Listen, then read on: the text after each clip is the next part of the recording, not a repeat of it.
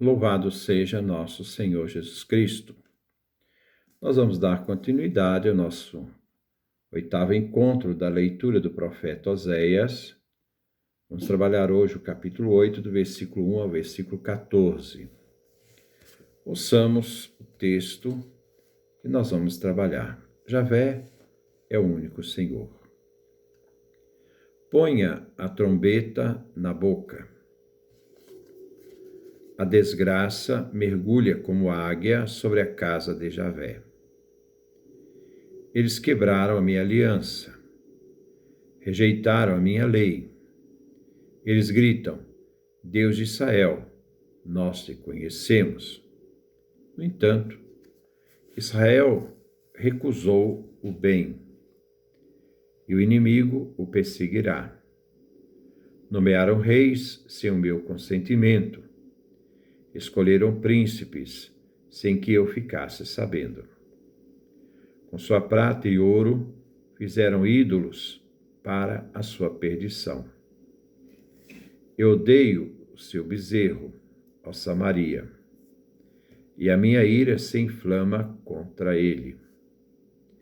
Até quando vocês serão incapazes de inocência, ó filhos de Israel?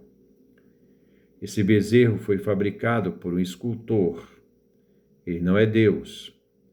O bezerro de Samaria será feito em pedaços. Semeiam ventos, colherão tempestades. Talo sem espiga não pode dar farinha. E mesmo se desse, os estrangeiros é que iriam comer. Israel foi devorado. Entre as nações, ele agora é objeto sem valor. Quando foram pedir socorro à Síria, então Efraim, jumento solitário, tentou contratar amantes para si. Mesmo que os contratem dentre as nações, eu agora os reunirei e eles tremerão sob o peso do Rei soberano. Efraim multiplicou seus altares para pecar. Só para pecar lhe serviram. Escrevi muitas leis para ele, mas as leis, foram consideradas como coisa estranha. Ainda que ofereçam sacrifícios e comam a carne, não agradarão a Javé. Ele se lembrará das culpas deles, castigará os seus pecados e os mandará de volta para o Egito. Israel se esqueceu do seu Deus, seu Criador, e passou a construir palácios. Judá, de sua parte, construiu fortalezas, pois eu porei fogo nas cidades fortificadas e queimarei todos os seus quartéis. Este é o texto do capítulo 8, que nós vamos refletir no dia de hoje. Javé é o único Senhor. Versículo 1. Põe a trombeta na boca. A desgraça mergulha como águia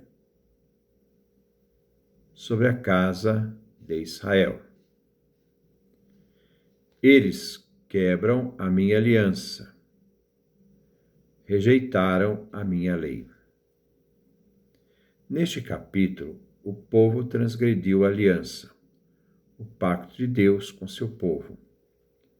E assim, rejeitou a lei de Deus, violando o primeiro mandamento: não terás outros deuses diante de mim. Êxodo capítulo 20, versículo 3, Deuteronômio capítulo 5, versículo 7. É de notar que o profeta Oséias, ele denuncia Israel, mas o fundamento de toda a denúncia é o primeiro mandamento. Os ídolos estão se multiplicando e o bezerro de ouro se transforma num Deus que protege a economia. A águia é a potência inimiga, a Síria. Abacuque, capítulo 1, versículo 8, Ezequiel, capítulo 17, versículo 3, que cai sobre a casa de Israel. o profeta soa o alarme. A casa de Javé significa aqui a terra, o reino de Israel. Eles gritam: Deus de Israel, nós te conhecemos. Ao reconhecer Deus Javé como Senhor de Israel, clamam a ele pedindo auxílio. Mas o pedido não é sincero, é movido pelo medo da ameaça. E não é um reconhecimento do Deus da aliança e a exclusividade deste Deus para Israel. Versículo 3. No entanto, Israel recusou o bem, o inimigo o perseguirá. A prova da falta de sinceridade de Israel é que o povo rejeita o bem ético que Deus impõe pela aliança e sua observância. Recorrem a Deus no perigo, mas não mudam seus comportamentos de acordo com a lei de Israel. Assim, o perigo se aproxima com a perseguição dos inimigos. Assim, a perseguição dos inimigos é consequência da má opção de Israel. Versículo 4. Nomearam reis sem o meu consentimento. Escolheram príncipes sem eu ficar sabendo. Com sua prata e ouro fizeram ídolos para a sua perdição. Oséias não censura a instituição legítima da realeza. Os reinados decorrentes de golpes de Estado que se sucedem neste período. Aqui vemos os golpes de Estado e o poderio militar considerados elementos absolutos de segurança nacional, depositando a confiança no poder e não em Deus, isto é, idolatria. A entronização de reis e idolatria estão juntas. Jeroboão I fez construir nos santuários bezerros de ouro e prata, ídolos, que no versículo seguinte será denunciado. Versículo 5. Eu odeio o seu bezerro, ó Samaria. A minha ira se inflamou contra ele. Até quando vocês serão incapazes de inocência, ó filhos de Israel? A idolatria do bezerro provoca a ira do Senhor.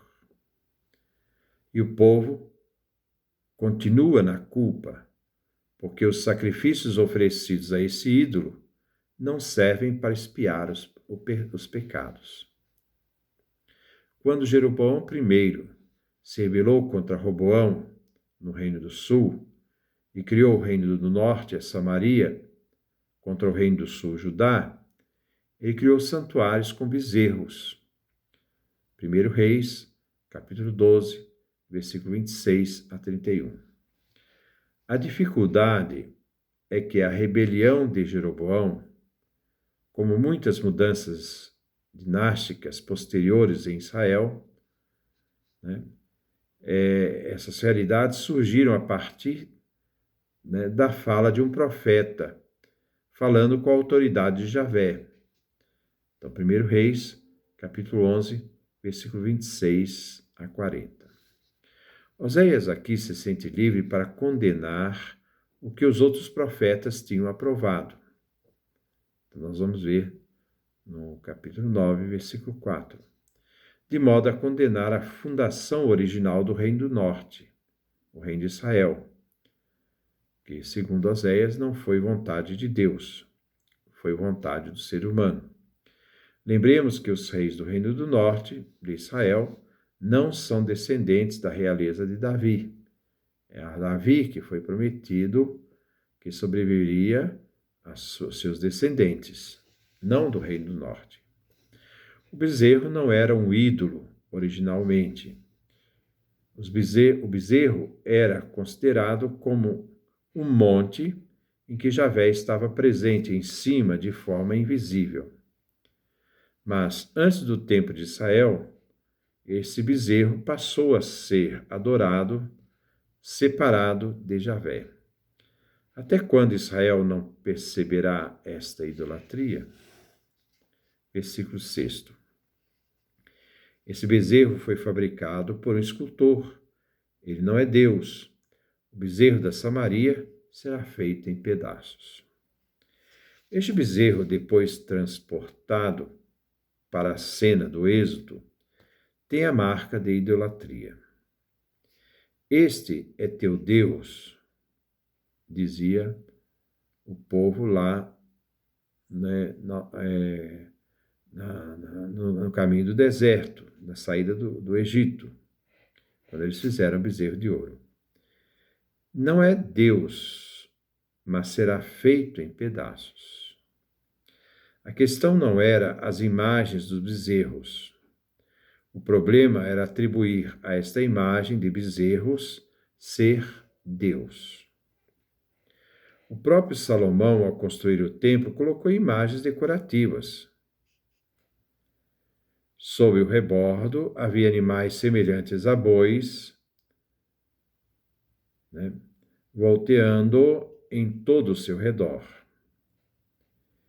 Encurvados na extensão de 10 côvados,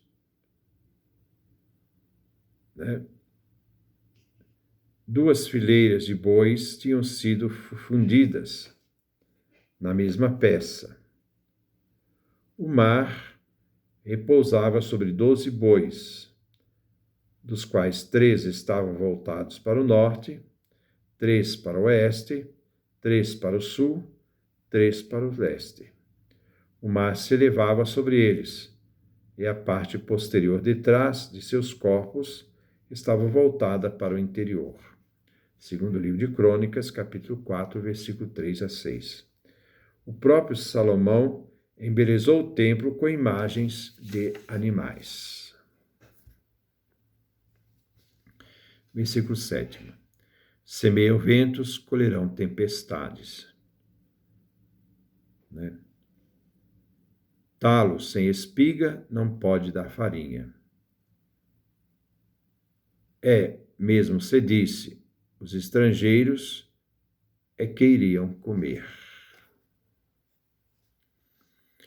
Então, semeiam ventos, colhem tempestades. Talo sem espiga não pode dar farinha. É o mesmo se dissesse, os estrangeiros é que iriam comer. Esta imagem do mundo do plantio do trigo faz lembrar a fertilidade do culto aos Baals. O touro como realidade feita pelo homem que não pode dar fertilidade. Assim, o que for plantado será devorado pelos estrangeiros, os assírios. Estas realidades plantadas serão entregues aos assírios como tributo dos conquistadores militares. Este bezerro adorado como Deus nada pode proteger o povo de Israel. Esse bezerro pode ser quebrado. Versículo 8. Israel foi devorado. Entre as nações, ele agora é objeto sem valor. Aqui faz uma referência ao exílio que começou em 732 a.C. A derrota final será em 722. É uma punição apropriada para Israel, que foi buscar auxílio fazendo alianças estrangeiras, se entregando a acordo com povos estrangeiros, se submetendo aos seus deuses, cujas alianças eram evocadas. Eles não buscaram refúgio em Javé, mas nas suas alianças idólatras. Versículo 9. Quando forem pedir socorro à Assíria, então Efraim, jumento solidário, tentou contratar amantes para si. As alianças estrangeiras era a rejeição de Javé. E o povo do norte, Israel, buscou amantes, idolatrias, deuses para si. Contratou amantes. Aqui traz uma dupla ironia.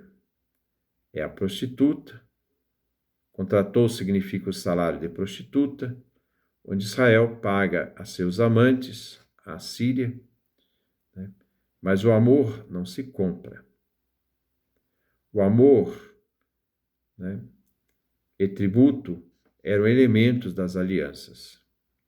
Israel teve que pagar para ter a proteção da Síria. Efraim atrai aqui a imagem do jumento selvagem.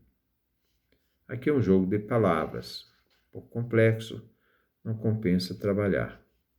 Assim, a aliança com o Império Assírio, uma idolatria, são amores veniais, né, que sairão caros. Efraim agiu como um asno. Versículo 10. Mesmo que os contratem dentre as nações, eu agora os reunirei e eles tremerão sob o peso do Rei soberano. O Senhor vai intervir, contratando, isto é, reunindo o exército, não para libertar o seu povo, mas para submetê-los a um processo de maldição. Assim o exército, Javé trará uma força inimiga sobre Israel, isto é, a Síria. Israel vai tremer diante o rei da Síria. Versículo 11. Efraim multiplicou seus altares para pecar. Só para pecar e serviram. Oséias não condena os altares como tais, mas condena seu uso incorreto na idolatria. Então, o que se multiplica são os altares pecaminosos. E assim as leis de Israel, a Torá, não é observada. Pode tratar de altares em honra ao Senhor ou em honra aos deuses, idolatria. No caso de altares para o culto idolátrico, são pecaminosos por natureza, a adoração que ali fazem. No caso de ser pecaminosos ou por sincretismo, dedicado aos Baals, então são reprováveis, porque usam os altares para tapar os pecados, para simular o perdão. Versículo 12. Escrevi muitas leis para ele, mas elas foram consideradas como uma coisa estranha. As leis escritas são obras de Deus, não é uma invenção humana. Mas o povo de Israel renuncia às leis de Deus e busca a amizade do povo estrangeiro. O conhecimento de Israel de uma lei escrita por Deus é importante para a história do judaísmo. Assim, o povo de Israel nega a validade jurídica das leis da Torá, recebidas do Senhor, e afirmam que esta lei foi promulgada por um estrangeiro, Moisés, um ser humano. Então, Moisés foi criado pela corte egípcia. Versículo 13. Ainda que ofereçam sacrifícios e comam a carne, não agradarão a Javé. Ele se lembrará da culpa deles, castigará os seus pecados e os mandará de volta para o Egito. Aqui se trata do sacrifício de comunhão, em que o povo consome parte da vítima num ato de reconciliação com Deus. Mas estes sacrifícios são inválidos, porque Javé não os aceitará mais.